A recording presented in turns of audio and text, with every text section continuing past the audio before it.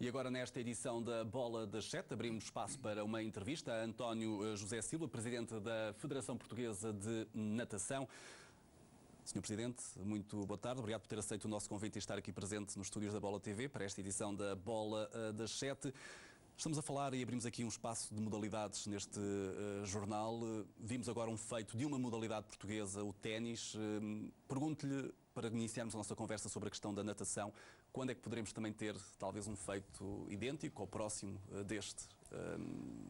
Pelo menos a marcar a atualidade esportiva portuguesa. Antes de mais, os meus agradecimentos em nome da Federação Portuguesa de Natação e também acho extensível a tudo aquilo que são as modalidades ditas amadoras, que pouco espaço têm na comunicação social e encontram aqui um espaço de exposição muito importante para a divulgação das suas atividades e para a promoção dos seus eventos. Portanto, os meus cumprimentos por esta iniciativa. Relativamente à natação, estão a ser feitos programas, reestruturação de programas específicos no âmbito daquilo que era o passado recente da natação portuguesa, que nos permite a nós, natação, o universo da natação portuguesa, no qual a Federação tem um papel fundamental, como é óbvio, congregar vontades, sinergias, no sentido de projetar aquilo que é o novo ciclo da natação portuguesa para 2016, Jogos Olímpicos, 2020 e 2024, isto a 3 ciclos olímpicos. E estou certo que os resultados irão aparecer a curto, médio prazo, de tal forma que possamos dizer que o investimento que foi feito teve o resultado esperado. Os últimos resultados da natação nos Jogos Olímpicos de Londres de 2012, por exemplo, não foram muito positivos. Sei que tem como objetivo, já para os Jogos Olímpicos de 2016, no Brasil, no Rio de Janeiro, ter realmente um projeto que permite que os nadadores portugueses possam estar a lutar por posições nas meias finais e nas finais das provas. Como é que poderá ser feito, digamos, esse plano a longo prazo, a médio e longo prazo, com os atletas portugueses? Nós temos um plano a 3 ciclos olímpicos que tem que ser concretizável ano a ano e com objetivos programáticos a cada 4 anos. É essa a nossa estratégia. E o que é que nós fizemos? Definimos, a despeito daquilo que existe em termos legais, que é o Decreto-Lei de Alta Competição, para a obtenção de alta competição, e aproveito para dizer que fizemos uma proposta de alteração a esse projeto, aproveitando uma válvula de escape do critério da exceção do Decreto-Lei, fizemos uma proposta de alteração que permitisse contemplar algumas características fundamentais dos esportes individuais, em geral, da natação em particular. E o que é que nós fizemos? Identificamos, de acordo com aquilo que nós designamos ser o quadro de referência olímpico, prospectivamente, aqueles nadadores que nos permitissem garantir com alguma razoabilidade que estariam presentes a alto nível em 2016. Aquilo que é sub-elite, que poderia estar presente também aí, mas projetar para 2020, e aquilo que são os talentos que terão que ser trabalhados a 3 ciclos olímpicos para 2024. E definimos como critério fundamental que Portugal, feliz ou infelizmente, devido aos constrangimentos económico-financeiros que atravessa e que foi alvo, cujas federações foram alvo de um corte significativo que tivemos que acomodar, definimos como prioridade que esses 5, 6, 7 nadadores encontrariam aquilo que eram as condições ótimas para a obtenção do resultado esportivo através da deslocalização para outros sistemas de treino. Estamos a falar de uma filtragem, ou seja, exatamente. Ou seja, diminuir um pouco o leque de escolha. Exatamente, escolher os melhores e dar condições aos melhores a nível estrutural, de compatibilizar o treino com a atividade académica, treinando com os melhores, aumentando a competitividade deles. Também não leva àquela questão do desporto amador, ou seja, o conceito de ditas modalidades. Estamos a falar de uma modalidade que da amadora tem aquele que ama a modalidade, porque só estamos a falar de uma modalidade cujos atletas treinam entre 6 a 8 horas por dia. E eu pergunto-lhe isto mesmo pela questão porque, ou seja, será feita uma aposta ainda mais forte na formação e no treino do atleta. Exatamente. E o que vai ser feito com estes poucos nadadores, como disse bem, fruto de um grande processo de depuração e filtragem, é deslocá-los para outros sistemas de treino com os quais já temos contratualizado, com a Real Federação Espanhola de Natação e com o Clube Sabadell, com o Clube de Marselha, com a Universidade de Louisville e o Cardinal Aquatics nos Estados Unidos e com a Confederação Brasileira de Esportes Aquáticos. Já temos tudo contratualizado no sentido de permitir, com a ajuda, ainda hoje de manhã tivemos a reunião com o Presidente do IPDJ, o Dr. Augusto Baganha, garantir condições para que a Bolsa Académica acompanhe a possibilidade desses nadadores transitarem para outros sistemas de treino mais competitivos. A nossa subelite, criámos condições a nível nacional no centro de treino de alto rendimento em Rio Maior para atletas residentes.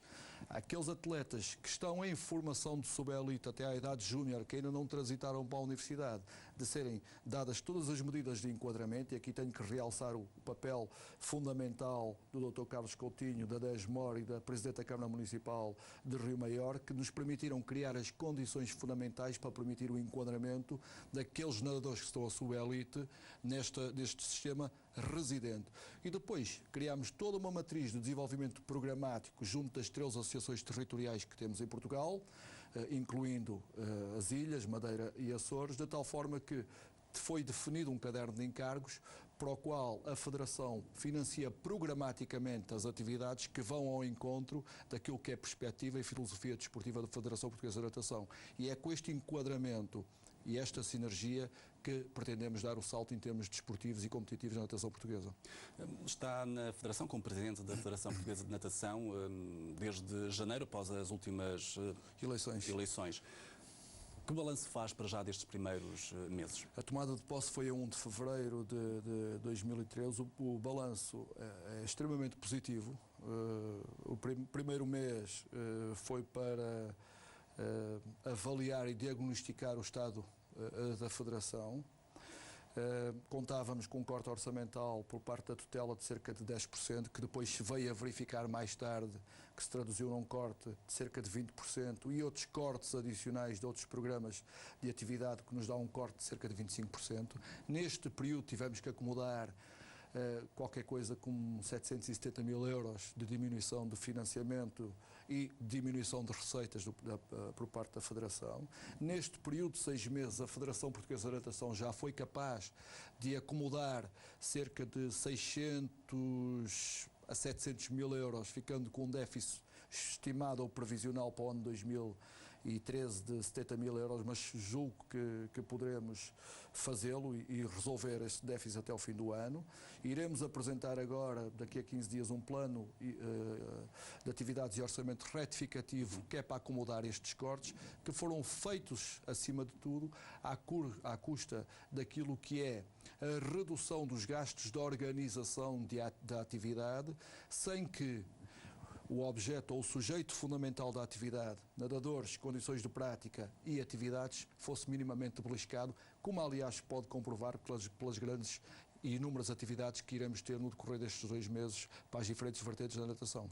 Ou seja, na questão dos cortes orçamentais, disse que estava à espera de 10% quando entrou, mas feito, digamos, o balanço total, um corte de 25%. Na prática, como é que consegue gerir essa questão? O país está em dificuldades, digamos, o desporto também não está a passar ao lado. Foi apanhado de surpresa? Não fomos apanhados de surpresa, porque a partir do momento que temos noção daquilo que são os condicionalismos e o contexto no qual vivemos em Portugal, sabíamos que o corte de 10% seria dificilmente definitivo para aquilo que seria a verba contratual para a Federação Portuguesa de Natação. De qualquer das maneiras, foi um corte grande que tivemos que o acomodar. Mas a natação, como acredito que a generalidade das federações desportivas são solidárias neste esforço de contenção. E, portanto, temos que encontrar mecanismos internos para acomodar, e nós fizemos-lo. Como é que o fizemos? Reduzindo naquilo que são as despesas, a nosso ver, que não contribuem para a atividade, mantendo aquilo que são as despesas que contribuem para a atividade. Diminuição das despesas com recursos humanos, diminuição das despesas com a gestão e organização das competições, diminuição das despesas com projetos que, a nosso ver, não se enquadravam com a filosofia e perspectiva desportiva desta Federação Portuguesa de Natação, esta nova Federação Portuguesa de Natação, e mantendo aquilo que são as atividades estruturantes para o desenvolvimento da natação, quer a nível da massificação, que é uma grande missão, quer a nível da elitização da prática, que é outra grande missão da Federação Portuguesa de Natação. Ou seja, estamos a falar de duas coisas diferentes. A massificação, penso que na formação, ou seja, alargar, digamos, aos jovens, e depois a elitização, aquela questão que explicou da formação para o ciclo olímpico. Pelo menos... Concordo consigo, deixe-me só corrigir. Não se pode analisar só a massificação com a formação. Eu vou-lhe dar um exemplo concreto. Ainda este fim de semana vamos ter em Lolé o Campeonato Nacional de Masters na natação, que vão estar 370, batemos o recorde de atletas inscritos, 363 atletas inscritos numa competição que vai decorrer de sexta à tarde, sábado de manhã e tarde, domingo de manhã e tarde. Portanto, é uma forma também de trazer mais pessoas para a atividade que não tem a ver necessariamente com a formação. Agora, concordo consigo que um projeto determinante e fundamental da Federação Portuguesa de Natação é trazer para a sua órbita de influência aquilo que é a procura potencial das pessoas que procuram a atividade aquática como meio de subsistência aquática, de aprender e saber nadar e estar à vontade no meio aquático. E esse também é o nosso grande desiderato neste mandato, alterar os 11.237 atletas filiados que nós temos, aumentando e muito, aproveitando os núcleos de atividade, junto às autarquias, junto aos clubes e junto às associações. É isso que eu lhe perguntar, ou seja, a questão logística, porque, por exemplo, correr, saltar, jogar a bola, por vezes é mais fácil arranjar um espaço. As próprias escolas têm sempre, digamos, os seus campos de treinos, ou um pavilhão. Uma piscina envolve outros gastos, envolve outras manutenções. Digamos, terá que haver, digamos, uma sinergia com as autarquias, por exemplo, com o poder local, essencialmente. Fundamental. Aliás, eu dei-lhe o exemplo já de uma sinergia que nós conseguimos estabelecer com a Câmara Municipal de Rio Maior para a deslocalização do centro de treino que estava em Montemor, o Velho, para a Câmara para a cidade de Rio Maior. Mas há inúmeras, todas as grandes competições que nós organizamos a nível nacional têm a co-organização da Associação Territorial da área específica da sua implantação e da autarquia, por exemplo, com a Câmara Municipal de Lolé e a Associação de Natação do Algarve. Vamos ter o Campeonato Nacional em Famalicão, o Open Nacional em Famalicão, natação pura desportiva, que irá contar com a organização da Associação de Natação do Norte de Portugal e a Câmara Municipal de Famalicão. Em Santa Maria da Feira, exatamente a mesma coisa para o Campeonato Nacional de Infantis. Aqui em Lisboa e Santo António dos Cavaleiros, o Campeonato Nacional de Sincronizada, que irá contar com a participação e a co-organização da Associação de Natação de Lisboa e a Câmara Municipal. Tudo isto são atividades sem as quais a sinergia das diferentes entidades não permitia a sua realização e a sua concretização. Tem notado alguma dificuldade perante a situação, e já aqui falámos, financeira do país, nesse diálogo com o poder local? Alguma dificuldade, mas também tenho notado uma grande disponibilidade, muito boa vontade, porque as pessoas percebem que a atividade desportiva é algo que, sendo inclusivo, é algo determinante, quer para a formação das pessoas, a todos os níveis, quer para a construção da sua própria estrutura de personalidade. E aqui também aproveito para dizer que, nesta perspectiva de responsabilidade social, de coesão e de inclusão, a Federação Portuguesa de Natação acabou de estabelecer 2 protocolos com a Federação Portuguesa de Esportes para Deficientes e a Federação e o Comitê Paralímpico Português, para incluir nas suas atividades a 4 anos uma integração desta população-alvo nas atividades definidas no nosso quadro e calendário organizativo da Federação Portuguesa de Natação. Já aqui falou que tem pelo menos 11.000 filiados. Queria falar um pouco mesmo da questão da formação. Ou seja, como é que poderá ser feito um rastreio, tendo em conta essa formação e tendo em conta o que já me aqui referiu também, desses ciclos olímpicos, até já a 2016, depois 2020 e 2024. Exatamente. Ou seja, terá que ser feito, digamos, essa questão da formação, terá que ser feito, digamos, uma análise aos melhores atletas. Como é que está, digamos, essa formação em Portugal e como é que a Federação tem conseguido analisar jovens promessas? Exatamente. Por isso é que nós criamos também, neste sistema, o Gabinete de Avaliação e Controle, que é algo de inovador.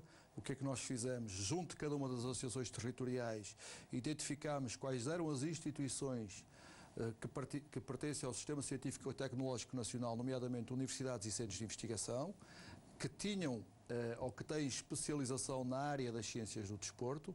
Lisboa, Faculdade de Motricidade Humana, a Universidade de Coimbra, a Universidade da Beira Interior, a Universidade de Évora, a Escola Superior de Desporto de Rio Maior, a Faculdade de Desporto da Universidade do Porto, a Universidade de Trás-os-Montes e Alto Douro, o ISMAI, a Universidade da Madeira, várias instituições, e apresentámos-lhe um caderno de encargos. Este é um protocolo que nós queremos a vossa cooperação, no sentido de apoiarem as nossas atividades regionais, dando possibilidade aos vossos alunos para fazerem a formação específica em exercício profissional e contribuindo para a formação dos nossos jovens praticantes.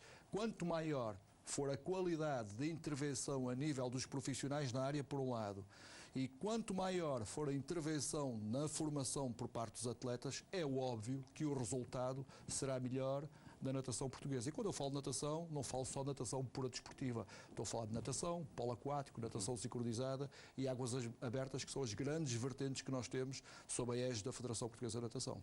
É possível, num futuro, termos, por exemplo, um projeto aliado ao Ministério da Educação, ou seja, na questão de como, por exemplo, um basquetebol ou um handball estão inseridos nos programas anuais? Também. Sim, mas com uma forte aposta mais por parte do Ministério da Educação. Nós parece que funcionamos por telepatia, as suas perguntas antecipam as minhas respostas.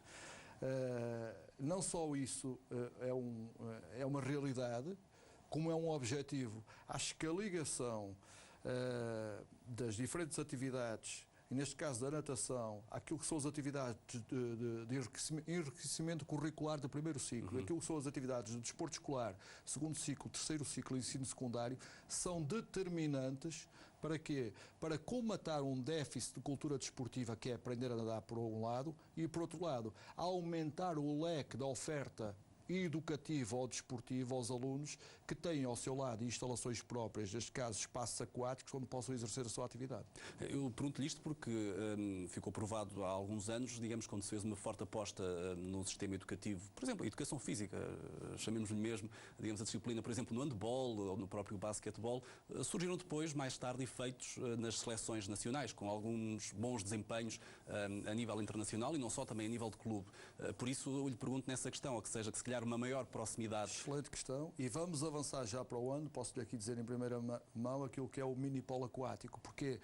Porque tal como o voleibol fez com o giravólei, que são atividades cujo kit permite o desenvolvimento da atividade, nós também vamos criar núcleos específicos nesse âmbito, juntamente com as escolas e em ligação com as autarquias, que é para começar a dinamizar a atividade aquática, utilizando o jogo como forma de expressão.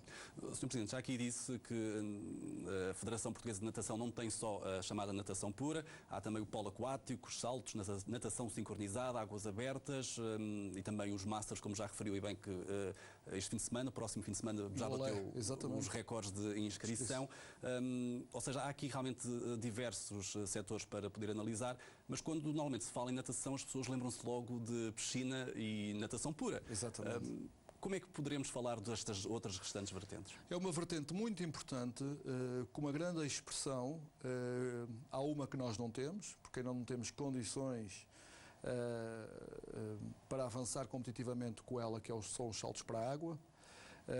Mas em todas as outras vertentes temos calendários, atletas, formação nos diferentes escalões e participação em seleções nacionais. O polo aquático tem escalões de formação, quer no sexo feminino, quer no sexo masculino. Já há campeões nacionais. O campeão nacional em infantis femininos foi o Gondomar. Em juvenis ainda está para ser discutido. Em júniores foi o Gespaço, e o Fluvial ganhou em séniores a semana passada, ou há 2 semanas atrás, contra o Amadora. Em masculinos também temos infantis e juvenis o Aminata de Évora, que foi campeão nacional. Em júniores foi o Naval Povoense. E em séniores está a ser discutido agora também em Lolé, este fim de semana, o resultado. O Salgueiros ganha 2-0 ao Portinado e é a melhor de 5, o terceiro ganha. Exatamente, se o Salgueiros ganhar no dia 29... é campeão nacional. Exatamente. Depois então temos a final a chamada negra dia 30. Exatamente. Depois temos a final da Taça de Portugal também, que decorrerá, que é um play-off aquático, que decorrerá mais à frente, que é para as equipas masculinas, que é para as femininas. E na sincronizada tivemos o Campeonato Nacional de Inverno e vamos ter agora o Campeonato Nacional de Verão em Santo António dos Cavaleiros. A GES Louros, daqui perto, está à frente. Em segundo lugar está o FOCA, Clube de Natação de Felgueiras. E o resultado combinado destas duas competições atribui o título de campeão nacional masculino e feminino.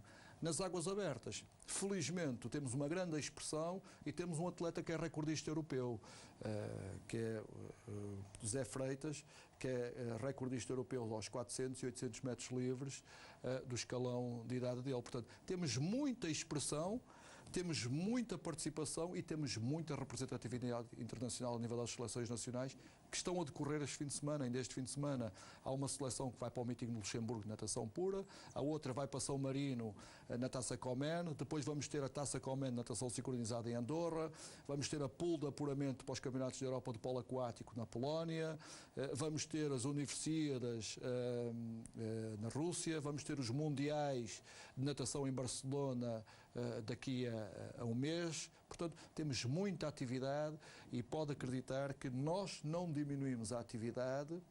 O que fizemos foi racionalizar o nosso input financeiro àquilo que é determinante para os nossos nadadores e os nossos atletas em particular. Sobre estas provas específicas, como agora aqui referiu, como é que poderemos mediatizar um pouco melhor?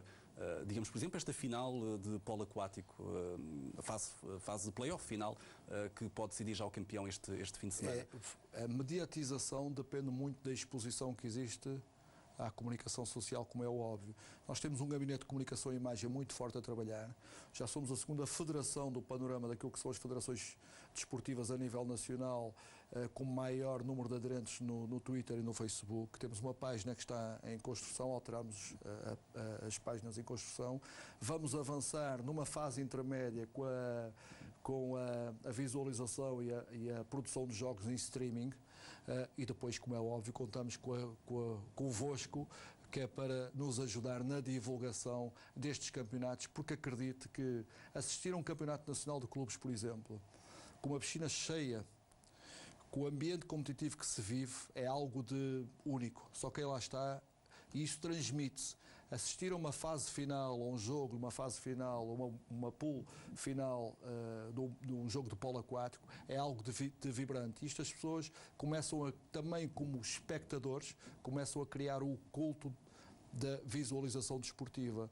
Porque não é só a cultura desportiva, não é só a nível do praticante. É a nível do praticante, é a nível da ética do espectador e é a nível do observador da competição desportiva. Se nós conseguirmos juntar isto tudo, de certeza que iremos dar um salto geracional muito grande a nível do desporto em Portugal. Sr. Presidente, já aqui falou também da questão do Open de Luxemburgo, ou seja, onde vão estar, penso que 10 nadadores portugueses. Expectativas para esse... As expectativas são importantes. Lá está. Esta é aquela seleção que nós, no quadro de referência olímpica, identificamos como sendo a sub-elite da natação portuguesa. A elite da natação portuguesa está agora a estagiar no Porto. Fora dois nadadores, que é o Carlos Almeida e o Pedro Oliveira, que estão a treinar, não competindo nos trials americanos, que escolhem os nadadores que vão aos campeonatos do mundo agora em Barcelona, mas estão lá, neste espírito competitivo, a treinar com a equipa dos Cardinal Aquatics.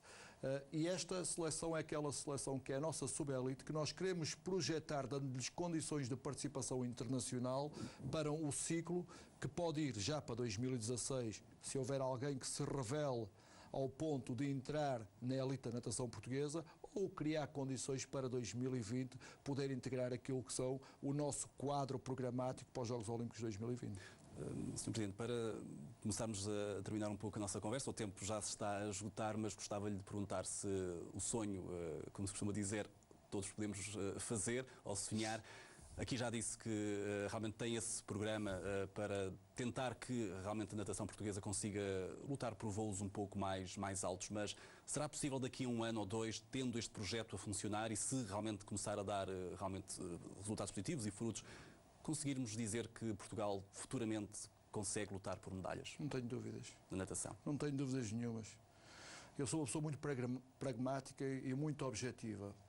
E não tenho dúvidas nenhumas que se todos trabalharmos com o mesmo objetivo, a despeito das dificuldades que todos temos, trabalharmos com o mesmo objetivo, federação, associações, clubes, atletas, dirigentes e treinadores, se trabalharmos todos com o mesmo objetivo, tendo como critério fundamental a exigência, As pessoas não se podem esquecer disso. Temos como critério fundamental a exigência.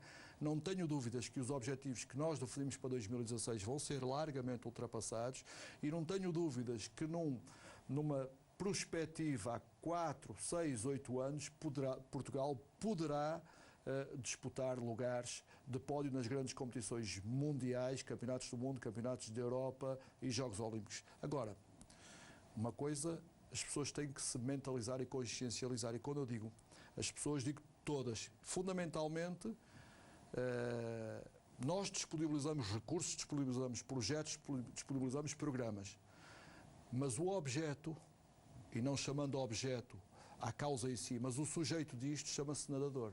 E o nadador tem que perceber que cada escudo, neste caso, cada cêntimo de euro que a Federação gasta, tem que ser validado com a dedicação máxima para atingir os resultados esportivos. Se não houver esta exigência máxima da nossa parte e dedicação máxima por parte do nadador e acompanhamento máximo por parte do treinador, nada disto surte resultado. Portanto, é neste critério de exigência e no caldo de cultura que a montante temos, que é os constrangimentos económico-financeiros que nós temos que projetar aquilo que é a orientação desportiva da natação portuguesa e, acredito eu, do desporto a nível nacional. Posso entender, pelas suas palavras, de que a Federação dá as condições, mas também exige então esses resultados. Não tenho dúvidas. A Federação vai definir quais são as suas prioridades.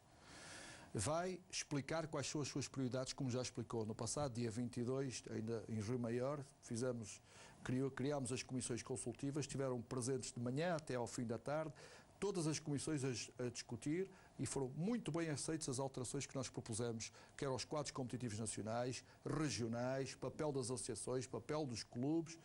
Para quê? Criar as condições para os nadadores, aos treinadores. Agora, se houver clubes, atletas, nadadores, que não se enquadrem na filosofia de exigência, do quadro de exigência estrutural que nós queremos para a natação portuguesa, olharemos e pensaremos duas vezes se iremos investir aquilo que são os parques recursos públicos nesses atletas. Temos uma filosofia e é por essa filosofia e essa política desportiva que queremos ser avaliados daqui a 4 anos. Sr. Presidente, resta-me agradecer a sua presença aqui na edição da Bola das 7. E mais uma vez, obrigado pela oportunidade. Muito obrigado, nós.